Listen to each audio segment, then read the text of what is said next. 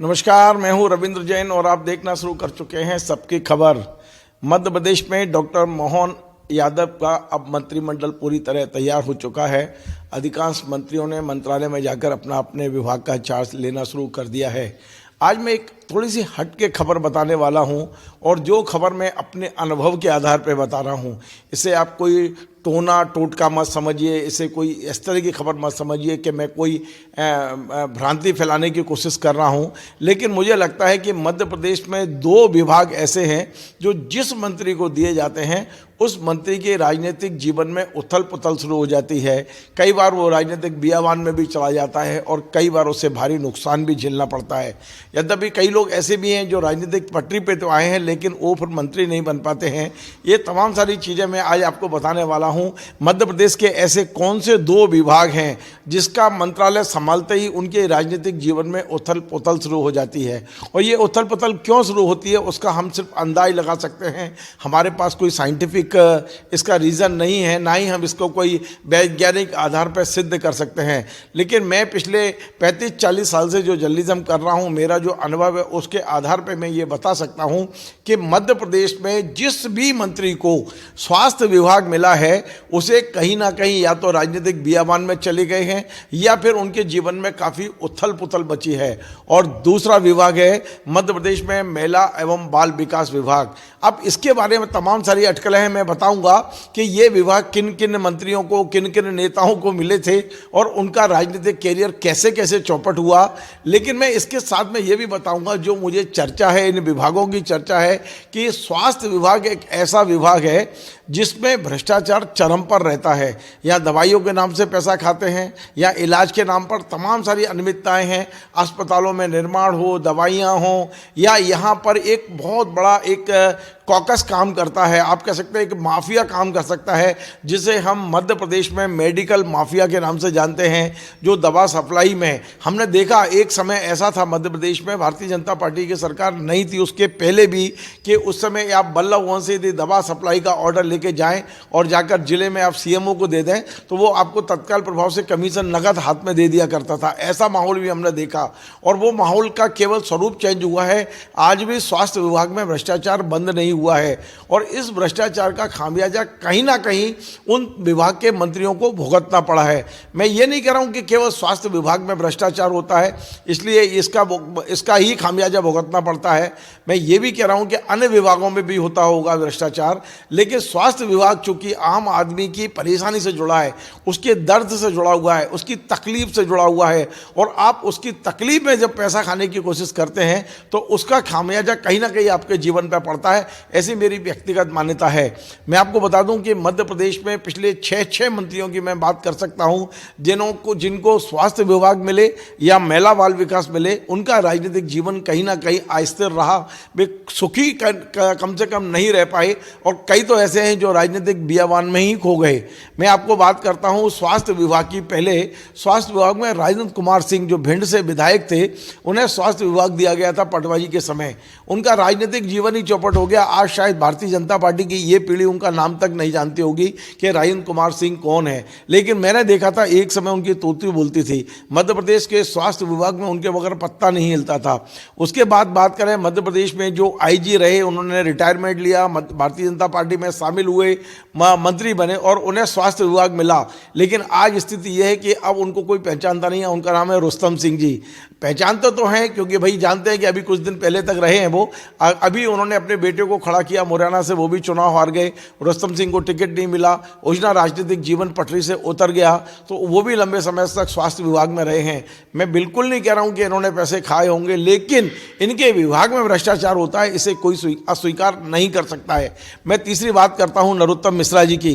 नरोत्तम मिश्रा भी स्वास्थ्य विभाग में रहे और उस वक्त भी चुनाव हार गए थे एक बार, और उसके बाद में पुनः पटरी पे तो वे आ गए, लेकिन उनको भी आज फिर चुनाव से हारना पड़ा है और एक फिलहाल वो सत्ता से दूर है। तो स्वास्थ्य विभाग जिन्हें मिला है वो कभी ना कभी परेशानी का में रहे हैं।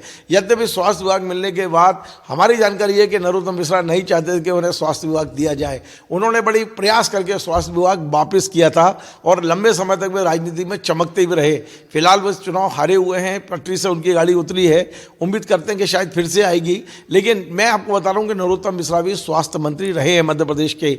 एक और मंत्री है प्रभुराम चौधरी, जो पिछले दौर स्वास्थ्य मंत्री बनाए गए थे। आपको मालूम है चुनाव तो जैसे तैसे टिकट मिला, चुनाव जीत गए, लेकिन अब उन्हें मंत्री नहीं बनाया गया है। जो जिनकी पूरी उम्मीद थी कि प्रभुराम चौधरी को मंत्री बनाया जाएगा, लेकिन इस बार वे मंत्री नहीं बनाए गए हैं। तो निश्चित तौर पर उनका भी इस समय राजनीतिक जीवन में वो एक प्रश्न चिन्ह जरूर लग गया है उनके सामने भी। हम बात कर रहे थे अजय बिश्नोई। अजय बिश्नोई मध्य प्रदेश में बड़े पावरफुल स्वास्थ्य मंत्री रहे हैं, लेकिन उस समय स्वास्थ्य विभाग के अधिकारियों के यहाँ इनकम टैक्स रेड हुई, तमाम सारी इसमें अजय बिश्नोई भी चपेटे में आए थे। उनका नाम भी कहीं ना कहीं इन सब तमाम सारे घपले घोटालों में आया था। और इस समय बेशक वो विधायक बन के आए, लेकिन मंत्री पद पर पहुँचते पहुँचते कहीं ना कहीं ऐसा धक्का लगता है कि वो पीछे की तरफ हो जाते हैं। इस बार उम्मीद की जा रही थी कि अजय बिश्नोई मंत्री बनेंगे, लेकिन बनते बनते वो रह गए। तो मुझे लगता है कहीं ना कहीं इसमें भी वो स्वास्थ्य विभाग, कहीं ना कहीं उसमें भी वो लगता है मुझे कि स्वास्थ्य विभाग में जो रहे हैं। और एक नाम और मैं बताता हूं, बड़े दिग्गज नेता हैं, देश के प्रधानमंत्री के राजनीतिक उत्तराधिकारी कहलाते थे, ग्वालियर के बड़े दिग्गज नेता अनूप मिश्रा, ये भी स्वास्थ्य मंत्री रहे हैं। और अब भी इस समय कौन से राजनीतिक बियाबान में आप भी जानते हैं और हम भी जानते हैं। तो मैं ये बताना चाहता हूं कि जिन पे भी स्वास्थ्य विभाग रहा है, उनके राजनीतिक जीवन में उथल पुथल बहुत रही है। आप बिल्कुल पूरा उनके जीवन को देख लें, उनके राजनीतिक कैरियर को देख लें, तो कहीं ना कहीं आपको उथल पुथल दिखाई देगी। अब मैं आता हूं महिला बाल विकास पे। महिला बाल विकास में भी लगभग यही स्थिति रही है। जिन्हें भी महिला बाल विकास मिला है वो राजनीतिक बियाबान में चले गए हैं, या राजनीति में सक्रिय होने के लिए तड़पते रहे हैं, या कुछ ना कुछ ऐसा रहा है कि वो एक साधारण राजनीतिक में आगे नहीं बढ़ पाए हैं। मैं आपको बताता हूँ, कुसुम मेहदले सुंदरलाल पटवा के समय महिला बाल विकास मंत्री थी। आज भी वो लगातार बयानबाजी करती रहती है कि मैं फिट हूँ, मुझे राजनीति में आना है, मुझे टिकट चाहिए, लेकिन कोई उनकी पूछ परख नहीं कर रहा है। एक तरह से वो राजनीतिक बियाबान में है कुसुम मेहदले। मैं बात कर लूँ रंजना बघेल की। आप देख रहे हैं रंजना बघेल इस समय फिर से पटरी पर उतरी हुई है उनकी गाड़ी, और लंबे समय से उनकी गाड़ी पटरी पर नहीं चढ़ पा रही है। रंजना बघेल भी बड़ी ताकतवर महिला बाल विकास मंत्री नहीं है। हम माया सिंह जी की बात कर लें, ये ग्वालियर महल से इनका वास्ता है। ये शिवराज सरकार में बड़ी ताकतवर महिला बाल विकास मंत्री रही, लेकिन अभी चुनाव हार गई हैं, इनकी पटरी उतर चुकी है राजनीतिक्स। और इस बार काफ़ी पार्टी ने कोशिश की थी कि उनको टिकट दिया सारा विरोध के बाद भी, लेकिन वे चुनाव नहीं जीत पाई। हम बात कर लें इमरती देवी की, तो कमलनाथ के समय पहली बार महिला बाल विकास मंत्री बनी थी। फिर इसके बाद में वो भारतीय जनता पार्टी में शामिल हुई, वहाँ भी महिला बाल विकास मंत्रालय इनको दिया गया, लेकिन ये 2 बार चुनाव हार चुकी हैं लगातार। उपचुनाव भी हारी और पिछला ये 2023 का भी ये चुनाव हार गई।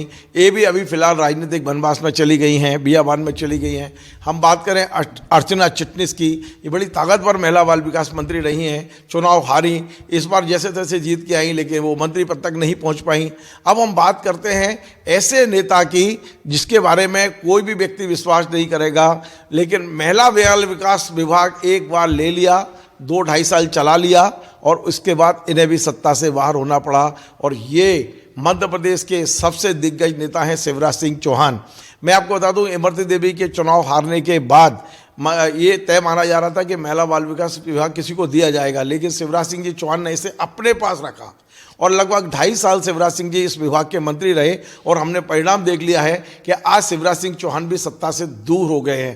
तो ये जो 2 विभाग हैं, महिला बाल विकास और स्वास्थ्य विभाग, मैं किसी प्रकार की कोई टोटकाबाजी नहीं कर रहा हूँ, ये सिर्फ मेरे अनुभव के आधार पर है।